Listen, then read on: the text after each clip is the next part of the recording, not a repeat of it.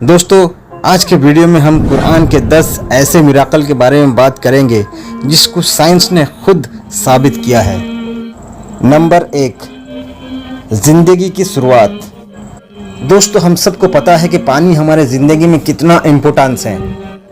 اللہ قرآن میں فرماتا ہے سورہ انبیاء میں، ہم ہر جاندار چیز کو پانی سے بنایا، تو کیا وہ ایمان نہیں لائیں گے؟ آج ہمیں سائنس بتاتی ہے کہ زمین میں رہنے والے مخلوقات کی سیلز پانی سے بنے ہوئے ہیں۔ مثلا کسی بھی انسان کی سیلز کو اسٹڈی کیا جائے تو وہ 70% پانی سے بنا ہوا ہوتا ہے، اور اس کی تصدیق مائکروسکوپ کے آوشکار کے بعد ہی پتہ چل پائی ہے۔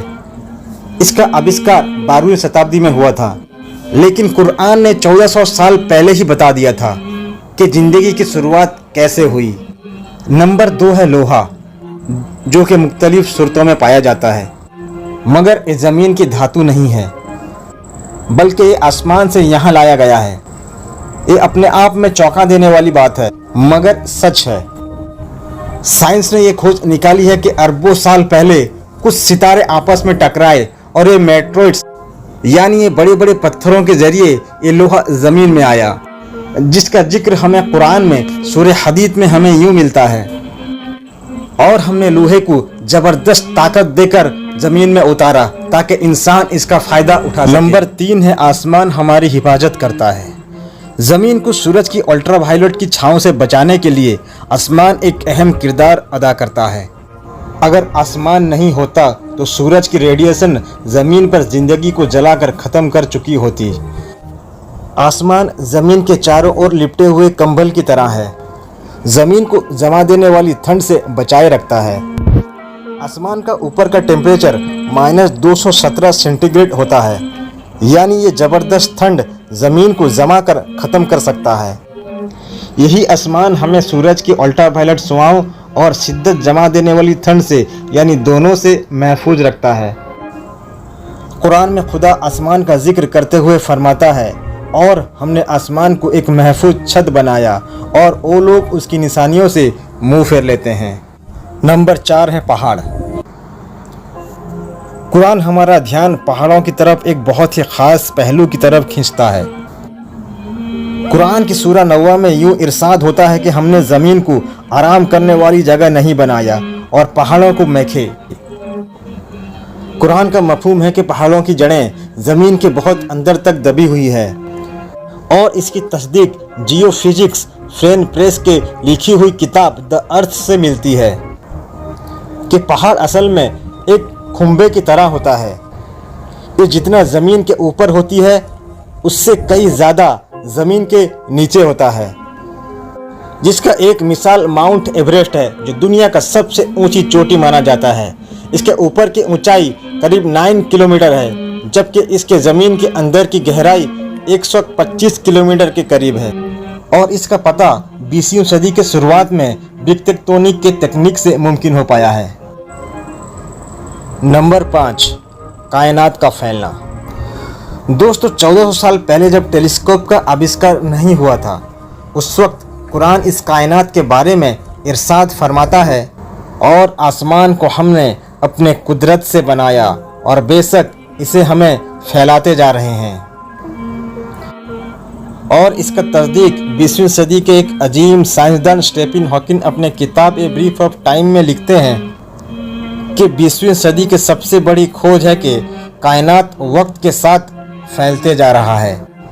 اور حیران کر دینے والی دوستو بات یہ ہے کہ اس کا ذکر قرآن میں ٹیلیسکوپ ادبھاون سے پہلے 1400 سال پہلے ہی ہو چکی ہے۔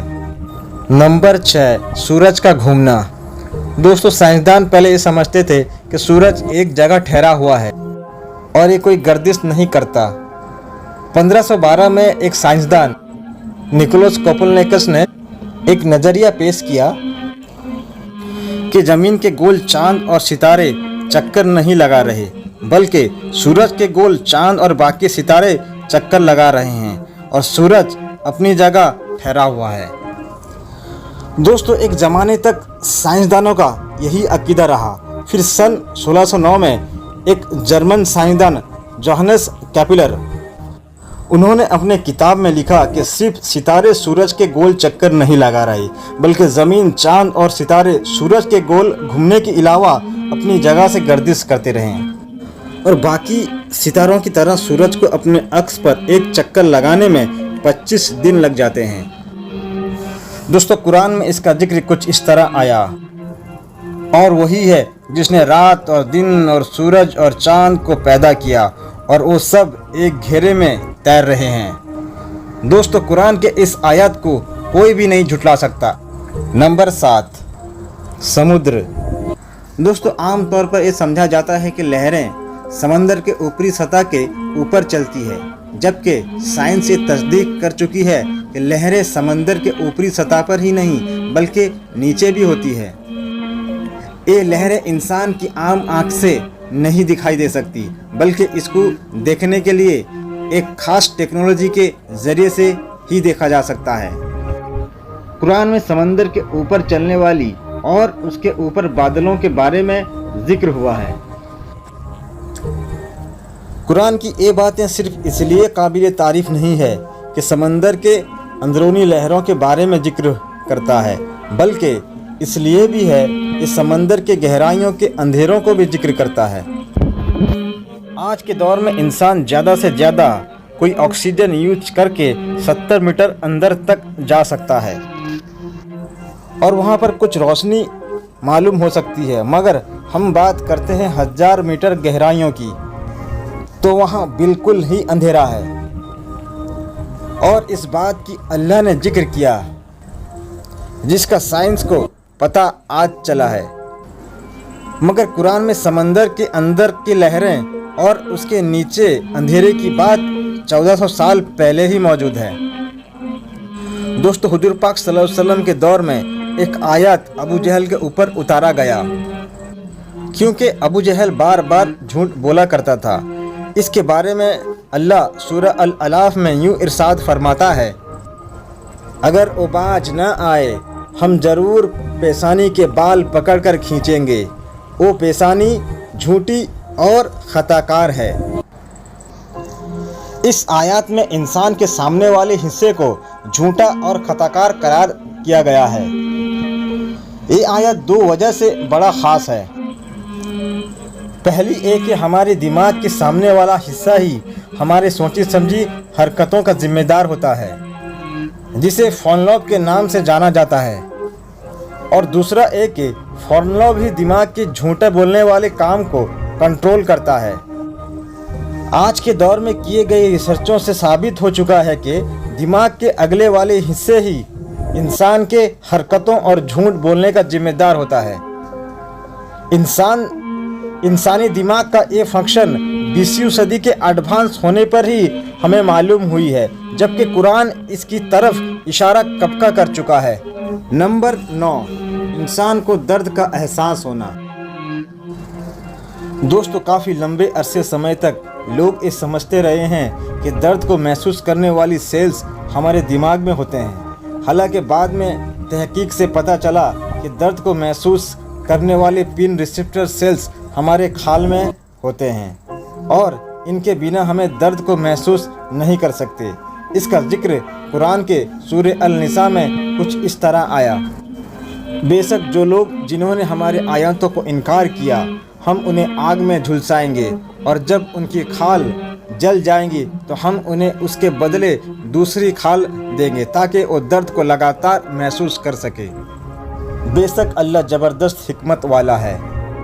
कुरान में इसका जिक्र 1400 साल पहले मिलता है कि दर्द को महसूस करने वाले सेल्स हमारे खाल में ही होते हैं, न कि दिमाग में।